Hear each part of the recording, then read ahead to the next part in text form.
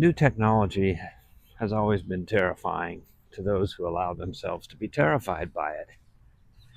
I'm sure this goes back to very earliest times. I mean, can you imagine what the mother of the guy who invented the wheel must have told her curious son, or maybe it was a daughter? You're going to hurt yourself with that thing. And many people have been hurt by many wheels since, but we can't imagine life without it. Up until the early 19th century, most scientists were sure that any human being attempting to travel at more than 60 miles per hour would die instantly. That belief persisted right up until the steam engine and locomotives and trains traveled 60, 70, 80 miles per hour, and nobody died. Imagine that. It's only been about 120 years since the first iterations of the internal combustion engine. What a contraption, right? What a crazy invention. We're going to take burning gasoline and confine it within a cast iron set of cylinders, driving a crankshaft and moving a wheeled vehicle along the ground. Can you imagine anything more dangerous? That's how it must have seemed to most people back in those days. The early adopters of many of these technologies didn't make it, didn't live to tell the tale, and yet we as human beings persisted. And now we'll get in a car and drive around or let someone else drive us around for hours on end and won't think anything of it. And we're very close to the point where these vehicles won't even need a driver. In the years following the Wright brothers' first flight, flying was definitely not one of the safer things you could choose to do. Imagine the courage of those World War I flying aces only about a decade or so after that historic flight at Kitty Hawk. How many of them went down in flames, not just due to the dogfighting and the bullets that were flying, but simply due to malfunctions and propellers flying off and airplanes simply breaking up in flight. Such a new technology. The year 1929 was known as the Big Crash, not because of what happened in the stock market that year, but because so many people died in plane crashes that year. It took a great deal of courage to be among the first to climb aboard those early biplanes and later those tin cans and those first airliners and jetliners that took people on longer trips around the world. But of course, today there are tens of thousands of jet flights covering millions of miles, most at an altitude above 25, 30,000 feet, for days, weeks, months, years on end without a single fatal accident. That is how well we have perfected the business of air travel, to the point where it is statistically many times safer than going out and driving your car to Walmart. I'm a space-age child. At the age of 3, I stood awestruck in front of the TV as Neil Armstrong walked on the moon live.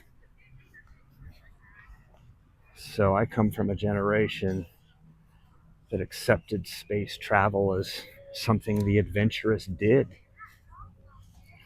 Now, today we have pop stars and billionaires who can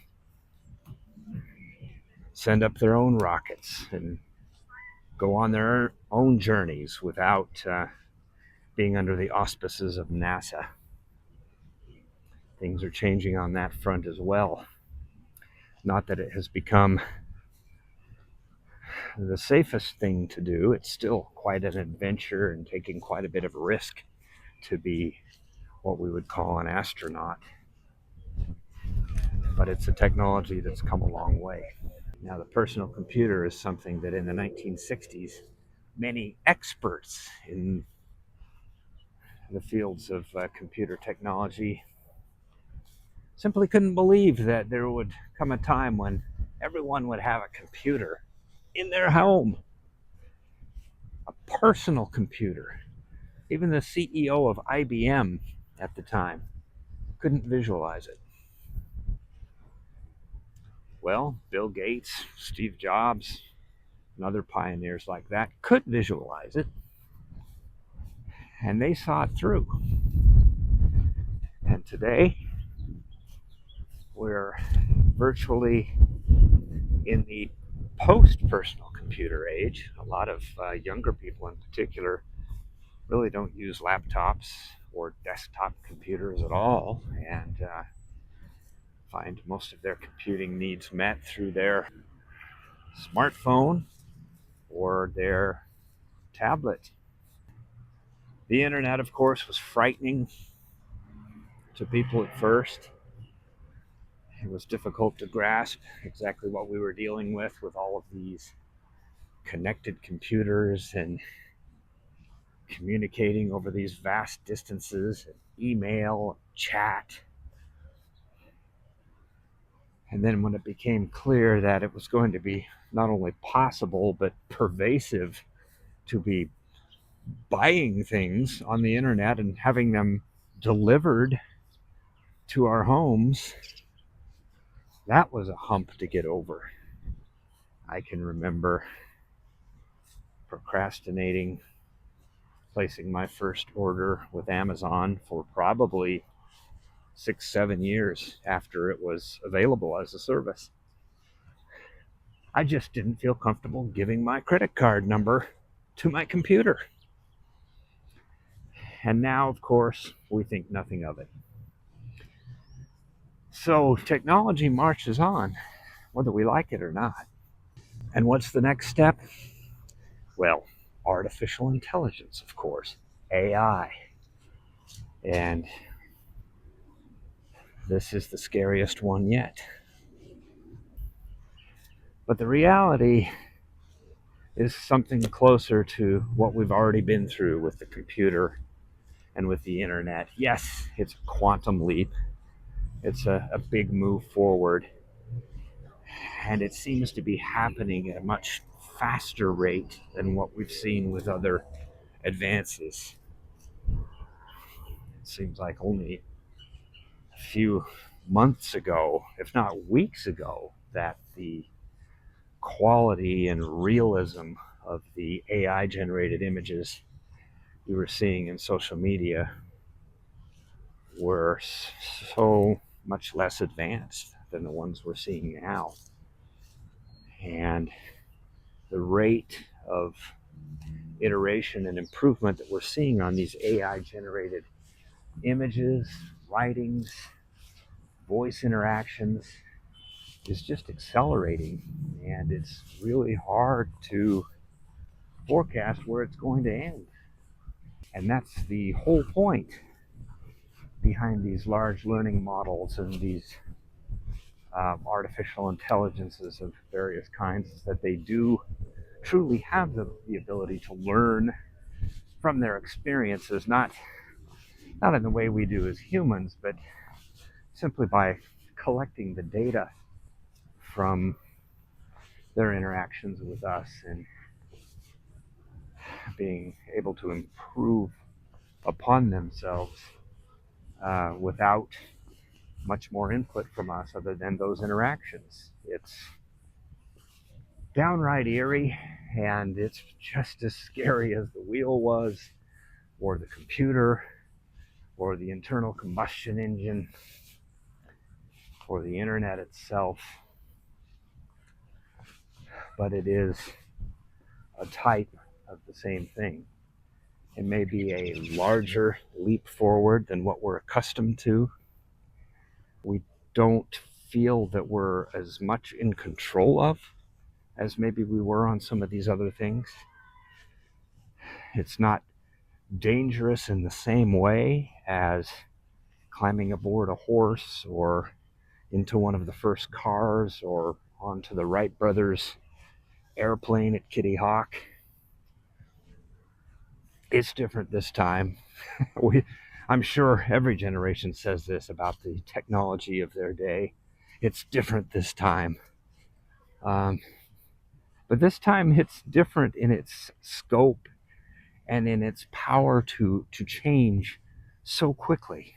We don't have years to plan what our response is going to be. We have days, weeks, maybe months. We need to be smart about how we react to it. But as with everything, the intelligent person going into this era is going to be those who learn about it, who don't let it remain a mystery, but seek to be curious and find out as much as they can about it. It is a technology that can serve us.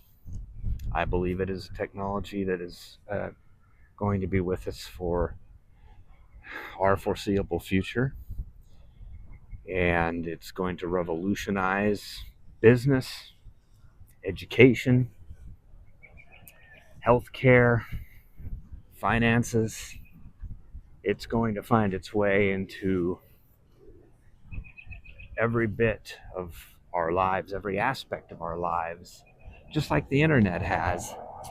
It's going to make a world that is so much more efficient in many ways. Privacy is going to become an issue as these technologies can be very intrusive if they are uncontrolled. And there is plenty to worry about. There are ethical and moral issues that need to be considered as we expand these technologies. As with everything that is power, in the wrong hands, much damage can be done. And in the right hands, there is much good that can be done. There are many good outcomes that can come from this technology in all those areas that I've already talked about. But my decision is to be one of those who seeks to learn about it. I'm not a coder. I'm not a computer scientist. But I am someone who intends to live long into this 21st century, and it behooves me to gain the knowledge I need to live well in this century and take advantage of the technologies I have available to me. I know how to ask questions of ChatGPT. I know how to have it help with my writing, to help me generate ideas, to generate images as needed. And I see the imperfections and the long distance we have to go in perfecting and improving this technology. But I see its potential. And I think we can all benefit from realizing this potential and learning how to make it work for us. The alternative is to avoid it completely, and that could mean fear. I don't want to live in a world of fear. I want to live in a world where I understand things and I know how to use things in the right way and to avoid the things I want to avoid, because I want to make the most out of the years I have left to me. I'm blooming late into this life, but I still have a brain that works and I intend to use it. And I hope you'll do the same. Until next time, carry on.